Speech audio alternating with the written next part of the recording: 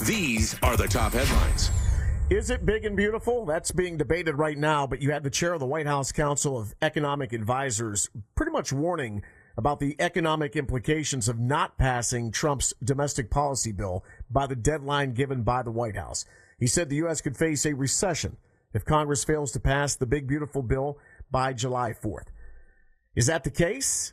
Let's bring on Steve Cotton, financial strategist. He's had a multifaceted career in investments, business, government, public affairs for more than 48 years.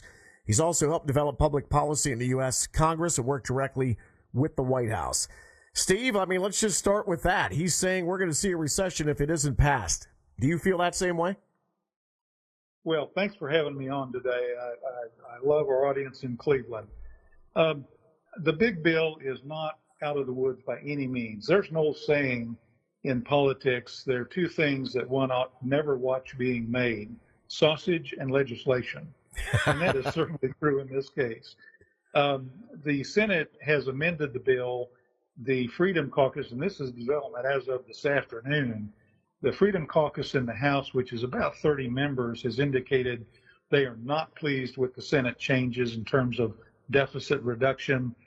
And this is a warning flag to the administration and to the Senate.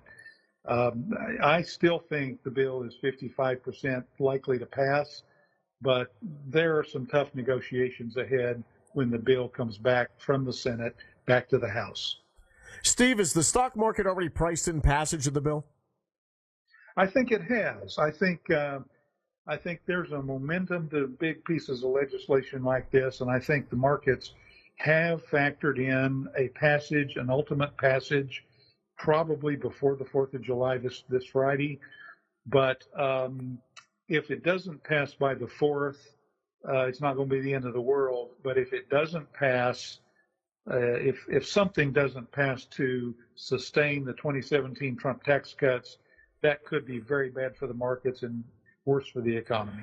Steve, you've helped develop public policy in the U.S. Congress. You work directly with the White House, executive branch agencies. You know how politics work. When I see something like this, when I see the chair of the White House Council of Economic Advisors throwing out threats, like he suggested that millions of people could lose their jobs, 9 million could lose their health insurance if the big, beautiful bill fails or the deadline is pushed back, that makes me step back. I voted for Trump twice.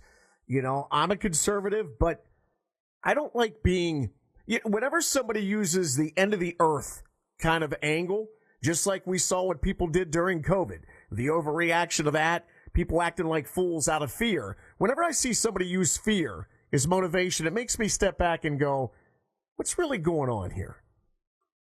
Well, I think that's a healthy response, frankly. I think the White House is putting in a full court press. These kinds of statements are to be expected. I think it's a little bit exaggerated, but I will say this: if they don't sustain the 2017 Trump tax cuts with this bill or a bill very like it, that would be highly negative for the economy. That would be highly negative for businesses. It would mean an automatic sharp price increase or tax increase, rather, and that's just not good for anybody. Talking to financial strategist Steve Cotton right now. Steve, what about the average American? How will the average American benefit if the bill becomes law? Because, Nancy Pelosi famously said, well, I haven't even read it yet, but I think it's going to be good. These bills are so big, there's so much to them that I think the average American, hell, I'll throw myself in there, I can't digest all of it. So what does it mean to the average American?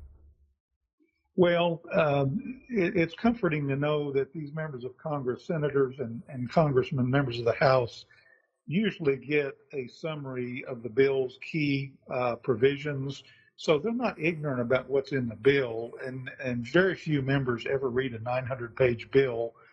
But they know the specific topic-by-topic outlines in the legislation. They're not voting on it blind. And I think that, and their staff certainly know what's in it, even if they haven't read the bill. Now, the bill was read on the Senate floor, but the members do know what's in most of this legislation. it's ironic that Republicans complained for years that the Democrats were putting everything in an omnibus reconciliation package, and they had to vote on this, ginormous bill. And now the shoe's on the other foot, and the Republicans are using that same tactic to pass this. But the emphases in the bill are on very different things that the Democrats typically put in place. You mentioned extending his signature 2017 tax cuts.